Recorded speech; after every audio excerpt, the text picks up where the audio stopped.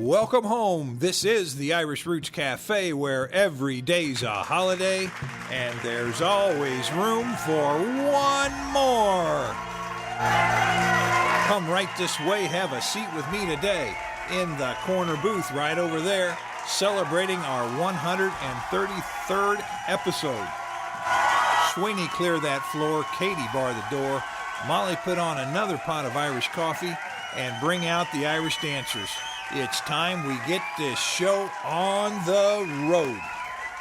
We've got another full house today, not a chair to spare. I'm Mike OLaughlin, your host, and you can reach me on my webpage at irishroots.com, and be sure to check out the written show notes on my blog. We've got a lot of links there and some things that might not show up on the podcast itself. And you can also search all of my books and videos and the like on that webpage, so we'll get you over there, and we've got new things coming up. Now, among today's topics, number 1, the Irish family name of the day is Doonan. Number 2, what's this about women in the Irish Army? Number 3, the book of the month is County Fermanagh Genealogy. Number 4, his heart is buried in Rome and his body is buried in Dublin. Who is it? Number 5, the Irish video of the day is Irish Mummers. Number 6, dogs or cats for the Irish. Number 7, the web page of the week, search Irish parishes by county. Hey, that reminds me, you can get all 6. Now we've got 6 free broadcasts, 6 free different shows out there. One's on genealogy, one's on genealogy with a photo-enhanced version, where you can see little pictures, little still shots as you listen to the podcast, if you have quick time. Another on the Irish in America, another on Irish song, and another is the Irish Roots videos, and our newest, number 6, is the Irish Head School History Sessions. And, all together, we've got over 100,000 audience coming in each month, so that's real good. We're having fun with it. And that brings us to the notes for the week.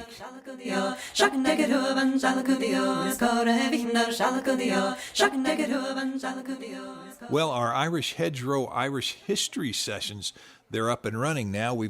Today we should have the 4th episode up, and that will be the second half of the Hedge School examinations on who the teachers were and what the schools were like and how they were founded and the problems they ran into there.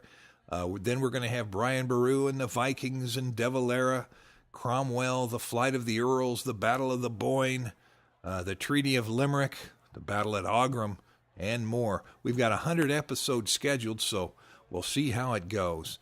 Be sure to check it out if you're interested. And boy, if you've got Irish blood in your veins, you're going to be interested. And you can either check it out right from our webpage at irishroots.com or on iTunes.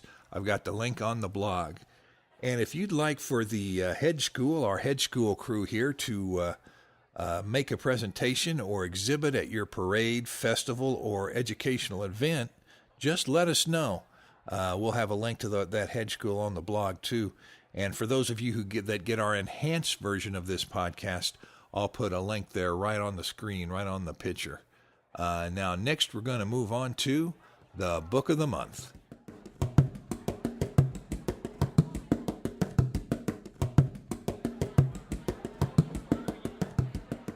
Well, the Book of the Month this month, we're going to make it County Fermanagh and Louth Genealogy and Family History Notes.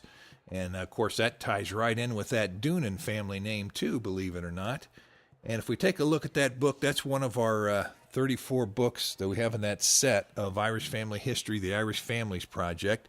It's sort of a primer on County Fermanagh and Louth genealogy, who to write, who to see, what were the names in the censuses that we found, what were the most popular findings. And on the blog, I'm going to put the main names that were found in the 19th century birth index of Ireland in that county.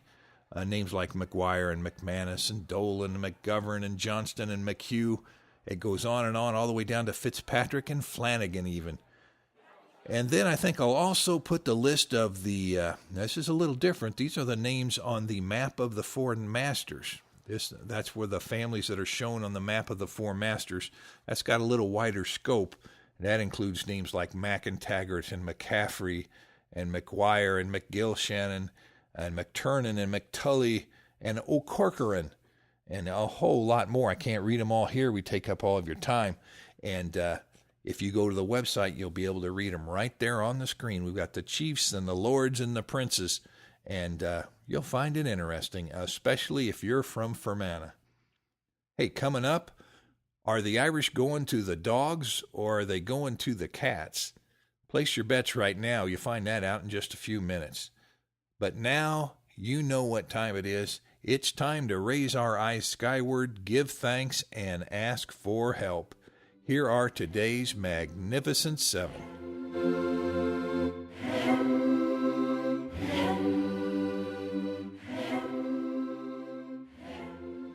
Welcome to new member Peter Kieran Hughes of Golden Valley, Minnesota. And they say that my grandmother and grandfather came over from Ireland. My grandmother's name was Mary May Hughes after she married my grandfather, but I don't remember my grandfather's first or middle name he had. They had 5 children, Jerome, Michael, Stephen, John, Gregory, and Maxine, and one of my aunts died before I was born. If anybody's got any connections there for Peter, let us know. We'll get you in touch. Number 2, Retha Stevens of Marietta, Georgia. Your Families of County Galway has shipped. Number 3, Mendham Books of Mendham, New Jersey. Your Families of County Kerry has shipped. Number 4, Barbara Short of Charlottesville, Virginia. Welcome as a new member. Looking for the Irish family of John William Boland that came to Virginia, the United States, in the mid-1800s, and James Boland, born 1810 in Ireland, who married Mary Sterling, who was born in 1817, and it goes all the way down to John William Boland, born 1838 in Sligo and died 1909 in Charlottesville, Virginia. He married Sarah Gooch. Number 5, Jane DeFries of Leavenworth, Kansas. Welcome as a new member. I'm researching 3 family connections, she says. They're between Bryan and Fitzgerald and Mundell. Number 6, John Clark of Davenport, Florida. Your County Cavan and Leitrim book shipped. Annie King is my grandmother's name, she says, or he says. And it says she was from Ballyghamesduff, County Cavan, and came to the USA after 1907. She married my grandfather, Patrick Clark, who was from King's Court, Cavan. That's King's Court. Number 7, thanks to new member Gene Davies of Caldwell, Kansas, and they're researching the family of Lamb. So maybe you've got some connections. If any of these people make a connection there with you that you hear, just let me know. We'll get you back and forth to each other so you can help if you like. And that reminds me, thank you to each and every one of you who is a member or who have gotten any of my little books and publications. We publish all the books I've got here, and I've written most of them, except for those classics. We can talk more about that later, but we sure do appreciate it. So any kind of membership or subscription is appreciated. It's time we move on to the Irish family name of the day.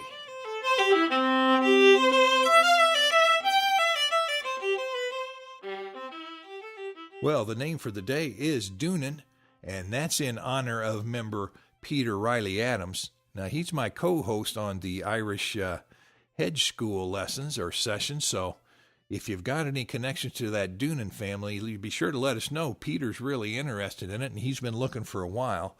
Related spelling of the name, well, you can find it with a Mick or an O in front of it, of course, or it can be dropped.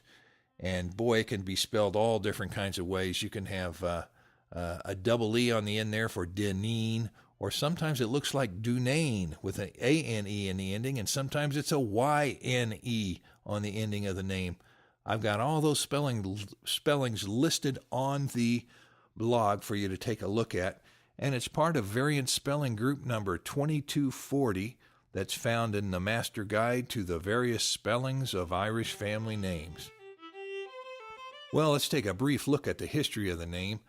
Now, Doonan is a family name that you can find in early records that's tied to County Fermanagh, and subsequently you can find it in County Roscommon and Leitrim, and that's confirmed with the Reverend Patrick Wolfe in his book, Irish Names and Surnames. And, we also find Adam O'Doonan, that's Odounan, in 1299 in Roscommon, and he was having some land negotiations, you might say, at that time, so he was in the legal records. And Wolfe also gives Doonan and Donnan. Now, Donnan is Donnan, Doonan is Doonan, and sometimes they can be interchanged, and sometimes they're different families altogether, and if you don't research it, you'll never find out. MacLysott gives the Donnans in County Down, so that's a little difference right there. Now, the Doonans were given as an Aronoff family, and that's Erenagh. That's a title given to, they're sort of like hereditary church guardians, you might say. They were lay people rather than religious, but they were somehow connected to or in charge of or administrating the church lands or properties. And you find them listed early as that. And we also find that in the reign of James I, and that's during the plantation of Ulster there, you had, as that century opened up, the 1600s, where James took over from Elizabeth, I think it was, you had all kinds of trouble. You had the Battle of Kinsale, and then you had the flight of the earls out of Ulster, which really ended, it was the first battle of the three in that century that would end the Gaelic power forever. At least for centuries, that's for sure. And you're going to find the family cited once or twice there, but eventually the land was taken by the planter families or the plantation, and that really marks the decline of the family in most of our records, and sometimes you can't even find them in the censuses.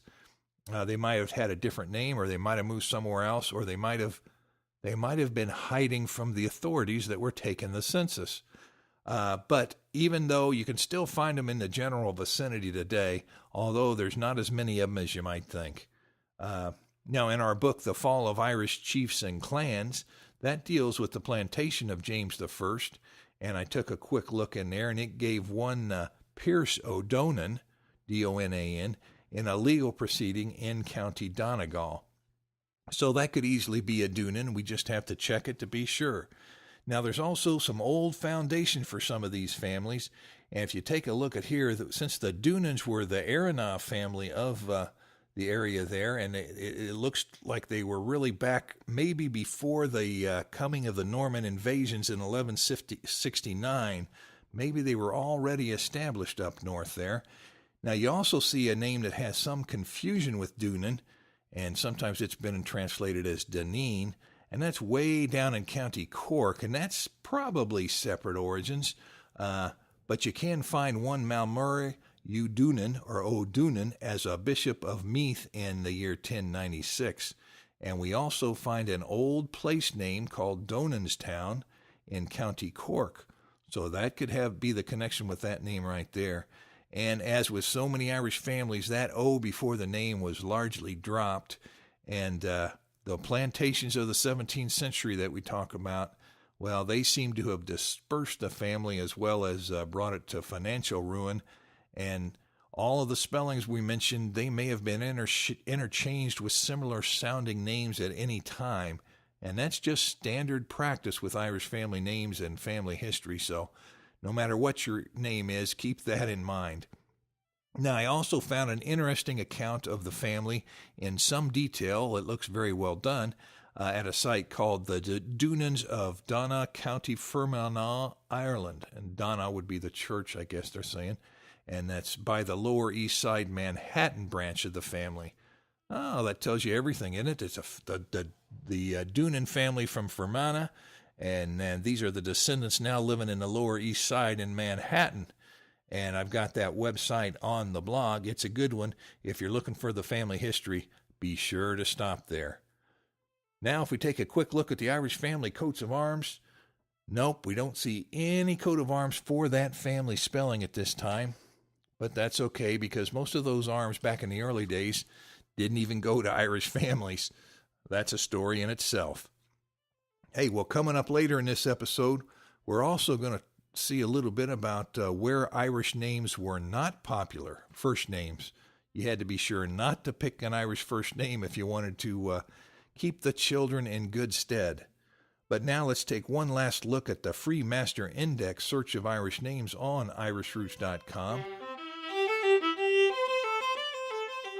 And we type in Doonan and we get, plenty of returns here.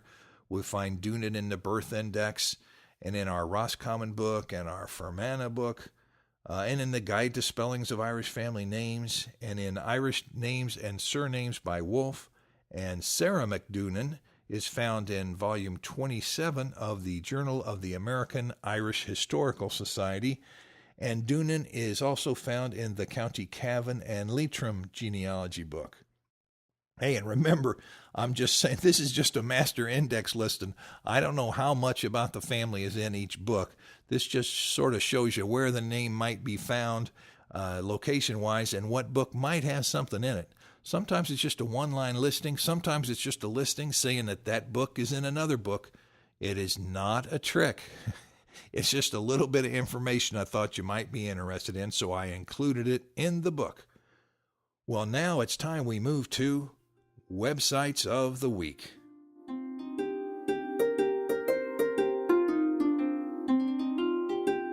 We've picked 4 websites this week. Well, 3 altogether. We gave you that first one up there on the Doonan family. We've got 3 more. And one is the Eugene Doonan video, and it says he wrote the songs. And he did it in country style, and he was born in Derry, and I think he was living in England, at least as they wrote about him here on this in this video. So you might enjoy it. It's some nice music with an American twang to it, even though they're from Ireland and England. Number 2, County Fermanagh video, Men of the Straw, Mummers. So if you've never seen Mummers, or if you heard the word Mummers but you don't really know what it's about, you might watch this video, watch it past the first 2 minutes, and you'll get a different picture of things. And when somebody says Mummers, you'll have a little bit of an idea what that means now. And that's on YouTube. That's another video of the week.